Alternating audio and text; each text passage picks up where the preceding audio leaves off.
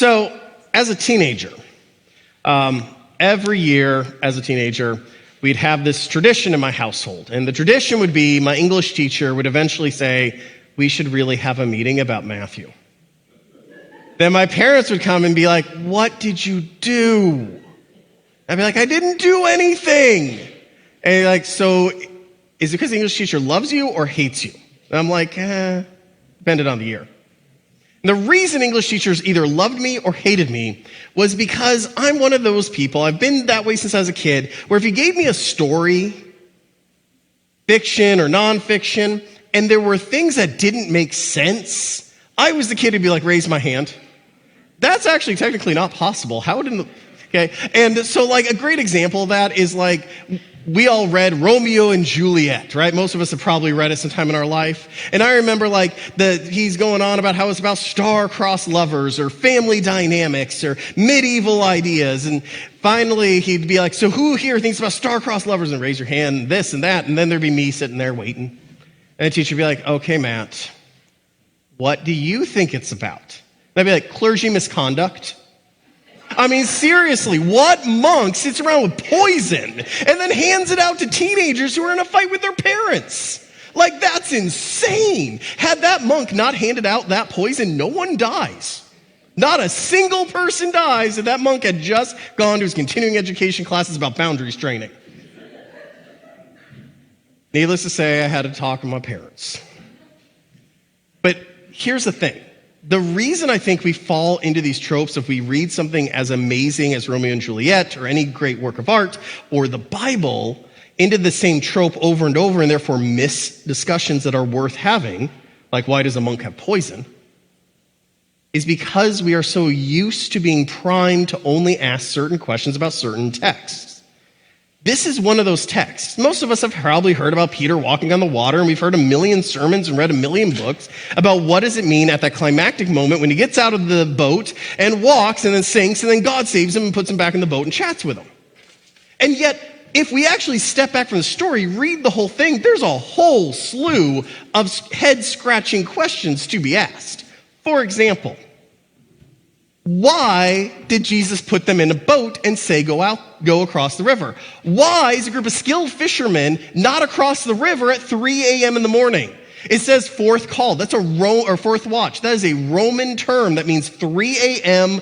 to 6 a.m. So why, if they just fed the 5,000 dinner, could they not make it across the lake in less than like multiple hours? And why is a group of skilled fishermen in a pre-electric age in a wooden boat sitting at 3 a.m. in the middle of the lake? Like, that's pretty darn dangerous because the only way you have to see anything would be to light a torch in a wooden boat, which is, I'm only going to gather, a really bad idea. Jesus only goes twice to a mountain to pray. Once on Monday, Thursday, once on this day. Why is this the other day that he's so troubled that he goes to a mountain by himself? Why does he usher them out of there so quickly? Right? The more you think about it, this is bizarre. Like, everyone's acting weird. Why are the disciples even awake in the boat at 3 a.m.? Nothing good happens after 2 a.m., folks. Like, there's just a mountain of weird going on, but we never talk about those things. So we're going to today. So when we look at the Gospel of John, it gives us some really good clues as to a number of these things. Clue number 1, all the Gospels that contain the story prior, right before he sends everyone on the boat, it's the story of the feeding of the 5,000. We've all heard that one. Fish and bread and feed 5,000 men. Now, often we just cast off that comment about men as being some sort of patriarchy of the past. And while it could be that, there's another significance in 5,000 men. See, a Roman legion of that time period needs 5,000 legionnaires to form a legion. In other words, the enlisted foot soldier. You need 5,000 men. Now, those of you who know your history know that a legion at that period of time was 7,500 men, but the rest of the 2,500 folks are the officer corps and support units, such as logistics and scouts and so on and so forth. Engineers that you need to fight a war. The reason I bring this up is, remember Peter from last week, what he thinks he's signing up for, what he thinks the revolution Jesus talks about, he thinks is a political revolution that's going to happen at the end of a sword. He just fed 5,000 men. Having that sort of logistics would be very handy. 2, if you look at the Gospel of John, John gives a reason that Jesus runs away. The reason Jesus runs away in the Gospel of John after the feeding of the 5,000 is because they want to make him king. After he feeds them, they come to him and say, we want to make you king. And he says, disciples, go across the lake. I'm going to the thing. You guys need to leave now. And that's where he escapes up the hill. See, Peter and his disciples joined because they thought there was going to be a revolution. Those 5,000 people, after getting fed without needing a logistical corps, were ready to sign up to go ahead and fight. They wanted to make him king and start the revolution right then, right there after the feeding of the 5,000. Peter probably did too. Heck, probably all the apostles did. They thought, this is brilliant. I'll have basically a legion one day. We'll get another group at the next town. We'll have a few legions. The Romans only have one legion and some garrisons stationed around here. We'll take them out and then get support from the countryside. This is a great plan. And yet Jesus in this moment immediately walks away and goes up to pray to God. My guess is he thought it wasn't a bad plan either, but realized that there was a greater revolution to occur. One that was not going to happen by the sword. One that couldn't happen by the sword.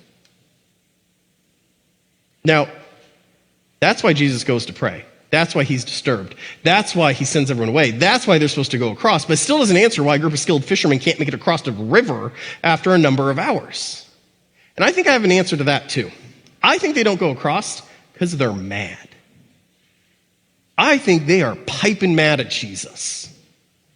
Think about it. You are expecting a revolution. He was just handed a legion on a table here. He walked away.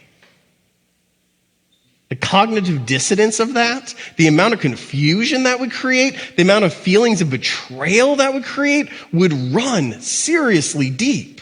I think they're awake at 3 a.m. sitting in the boat, sitting in the middle of the river because they don't know if they want to make it to the other side. I think they're doubting that Jesus has anything to do with anything because he's not following the plan. This guy was so dense, he didn't realize he had a legion he just walked away from.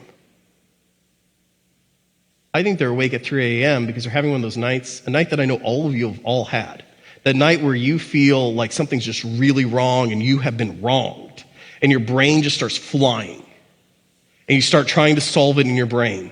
This thing that you saw, this thing that made you upset, this thing that's causing this cognitive dissonance, this thing that's just got you so mad that you keep telling yourself, I know I need to sleep because I'm not going to solve it tonight. I know that I cannot think my way out of this problem tonight. I need a good night's sleep. Then you lay down, you say, I'm going to clear my brain now. And then your brain's like, oh yeah, right. And just keeps running with the problem. We've all had that night. I think that's the night the apostles are having. And I think they're up at 3 a.m. because they haven't decided if they want to make it to the other side. I think they're up 3 a.m. because they're arguing and they're mad and they're all thinking about what they're going to tell Jesus if they decide to go to that other side. And I know none of you are like this, but all your spouses are. Where when you're really worked up about an issue, like something that maybe is a slight annoyance or picadillo comes floating along and you explode. Right? Like you overreact. The kid's like, I don't want to eat my broccoli. And you're like, you will eat your broccoli. I'm sure none of you have ever had those moments. And I'm sure your spouses agree. I think that's why they scream, it's a ghost. They're so worked up. They're so jazzed up. They're so angry. They are just ready for the other shoe to fall. And look, there's a ghost now. And I think most of them dive into the bottom of that boat. And I think this is where we can go from what Peter's spirituality is doing that night. One where he is angry, he's confused, he feels betrayed, he doesn't know if he wants to go any further. Where he makes a fundamentally different decision than the other apostles. The rest of the apostles hide in the bottom of the boat. Because they're like, it's a ghost, it's all over, we're done for, I give up, I'm hiding in the boat until the ghost gets me. Because, think about it. If it really was a ghost, is hiding in the bottom of a canoe going to save you? I would be paddling quickly. Okay? But Peter gets up and says, okay, if it's actually you, Lord, and not some ghost here to kill me, then call me out and I'll come on out. Jesus is like, sure, come on out. He gets out of the boat and he starts walking on the water. I think that gets to a fundamental reality that we run into. We all have those moments where the world seems upside down. We seem like we cannot find God. It seems like there's nothing there. We feel like God has perhaps even betrayed us because the world is such a mess. How could it be true that there is God and the world be in this shape? And yet it is that moment that is not a reflection on God's plan, but more a reflection on the fact that God's plan may very well be different than ours.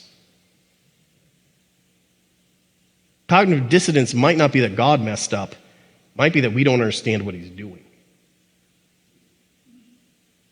The other apostles hide. That's human nature, right? Things seem horrible, I'll just bunker down and not change. I'll hide in the bottom of the boat until the ghost gets me.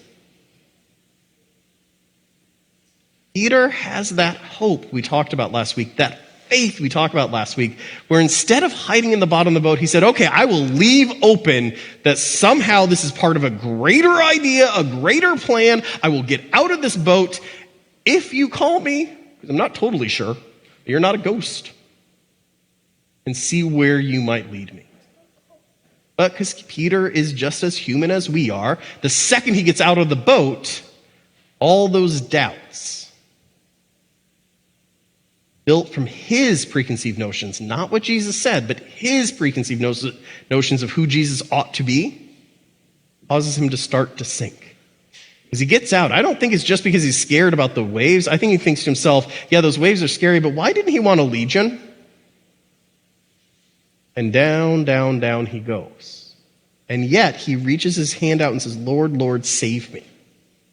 This contradictory that goes on in Peter, where his hope and his faith is desperately trying to march forward, trying to follow the Lord, but he has no understanding of what's going on, which leads his heart in one direction towards the Lord, and his head is fighting him the whole way.